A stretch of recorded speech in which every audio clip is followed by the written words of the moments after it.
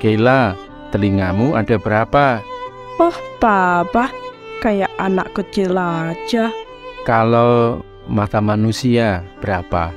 Oh, Kela tahu maknanya, bahwa Tuhan mengajak manusia banyak mengamati atau mendengar supaya bisa menjadi saksinya. Terlebih Tuhan menyediakan video firman Tuhan secara berurutan agar kita lebih banyak belajar dan diperlengkapi. Bisa mengenal Tuhan yang sudah menyelamatkan umatnya dari dosa. Bagaimana kalau kita segera merenungkan setiap kalimat penting yang diucapkan Tuhan lewat hamba-Nya? Kela ingatkan agar teman-teman buka mata dan telinga lebar-lebar ya. Perhatikan penjelasan siapa Yesus melalui seorang Yahudi yang ahli perpajakan bernama Matius. Shalom anak-anak semuanya, senang sekali kita hari ini boleh kembali belajar firman Tuhan. Hari ini sebelum kita belajar firman Tuhan, mari kita berdoa terlebih dahulu. Bapa dalam sorga, kami bersyukur, kami berterima kasih untuk kesempatan hari ini, diizinkan oleh Tuhan belajar firman Tuhan.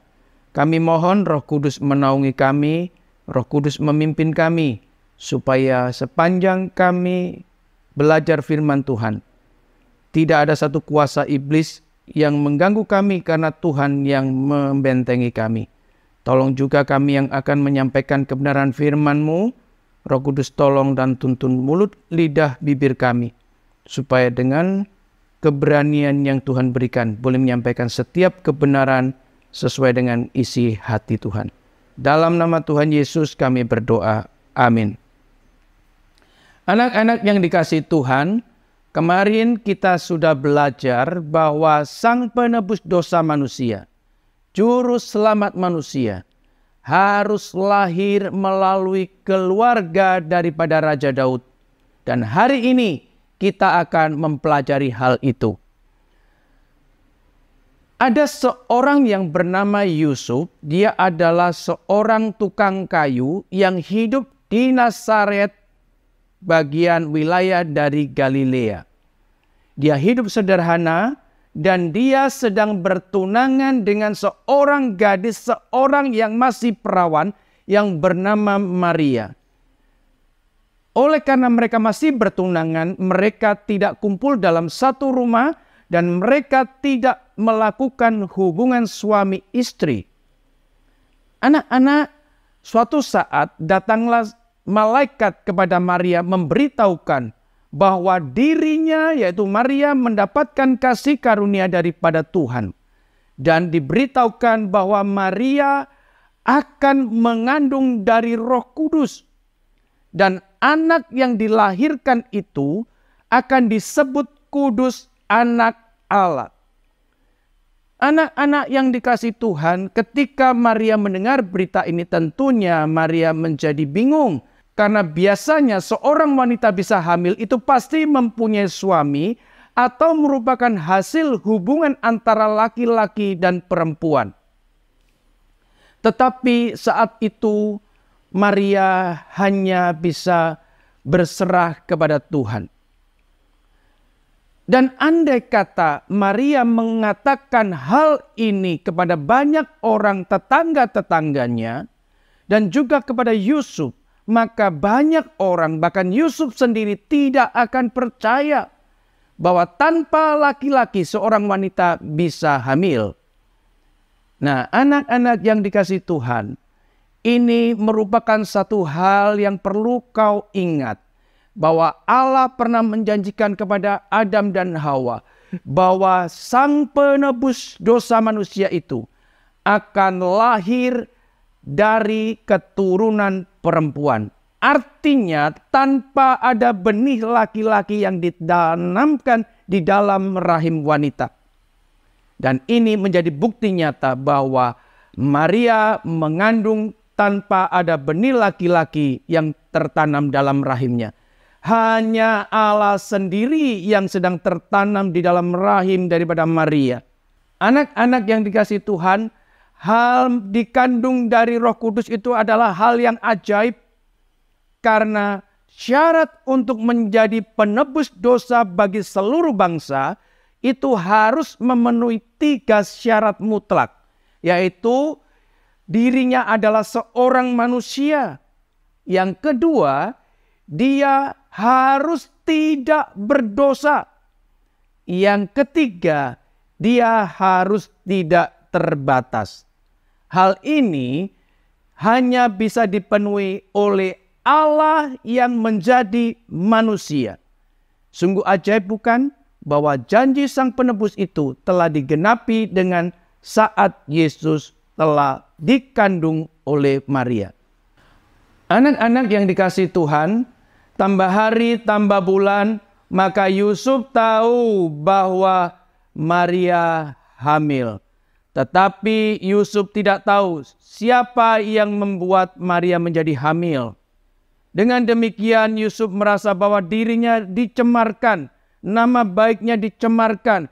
Bahkan Yusuf merasa kehormatannya tercabik-cabik. Maka Yusuf yang tidak tahu bahwa Maria hamil dari Roh Kudus, Yusuf mempunyai niatan untuk menceraikan pertunangannya dengan Maria secara diam-diam. Kenapa demikian? Karena Yusuf dicatat di dalam Alkitab adalah orang yang takut akan Tuhan. Yusuf adalah orang yang taat kepada hukum-hukum Tuhan. Dan Yusuf tidak mau mempermalukan nama daripada Maria. Anak-anak yang dikasihi Tuhan, apakah niatan Yusuf untuk menceraikan pertunangannya dengan Maria menjadi berhasil? Dalam cerita ini kita masih belum tahu. Kau akan tahu pada cerita-cerita berikutnya. Tetapi hari ini yang perlu engkau tahu, bahwa ketika Allah berjanji bahwa juru selamat penebus seluruh umat manusia akan hadir, hari ini kita tahu bersama-sama Tuhan telah menepati janjinya bahwa Yesus sedang dikandung di dalam rahim daripada Maria. Yang kedua, engkau boleh tahu bahwa juru selamat seluruh umat manusia itu ada di dalam diri Yesus Kristus, yaitu Allah yang menjadi manusia. Dia harus seorang manusia, dia harus tidak berdosa, dan dia tidak terbatas. Ini satu pelajaran yang indah buat engkau dan aku. Jangan sia-siakan, terimalah Yesus Kristus satu-satunya juru selamat, Sang Penebus umat manusia. Buat dirimu juga, buat diriku juga. Amin. Mari kita tundukkan kepala dan kita berdoa. Bapa di surga, kami bersyukur dan berterima kasih melalui cerita firman Tuhan hari ini. Kami tahu dengan pasti Tuhan yang berjanji tidak pernah melupakan janjinya. Tuhan senantiasa menepati janjinya. Karena tanpa Kristus hadir di muka bumi, maka kami manusia yang berdosa tak akan punya pengharapan untuk boleh berdamai dengan Bapa di sorga. Tanpa Yesus Kristus hadir di bumi, bahkan tanpa Yesus Kristus mati di atas kayu salib, tak akan mungkin kami bisa berkumpul bersama dengan Allah di surga. Terima kasih Tuhan untuk firman-Mu hari ini yang menolong kami untuk kami semakin yakin dengan teguh berjalan bersama dengan Tuhan di dalam karya keselamatan-Mu. Dalam nama Tuhan Yesus kami berdoa. Amin.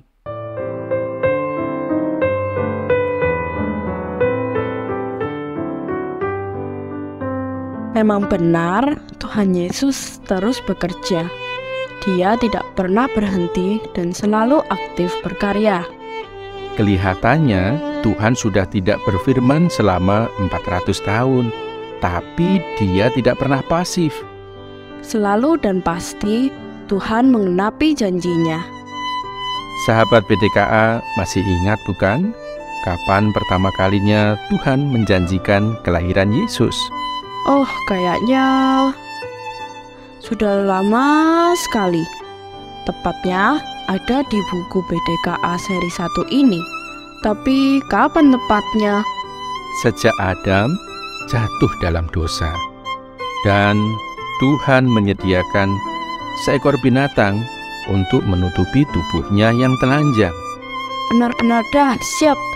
Kita terus melanjutkan dari Matius 1 ayat 20 sampai 33. Dadah!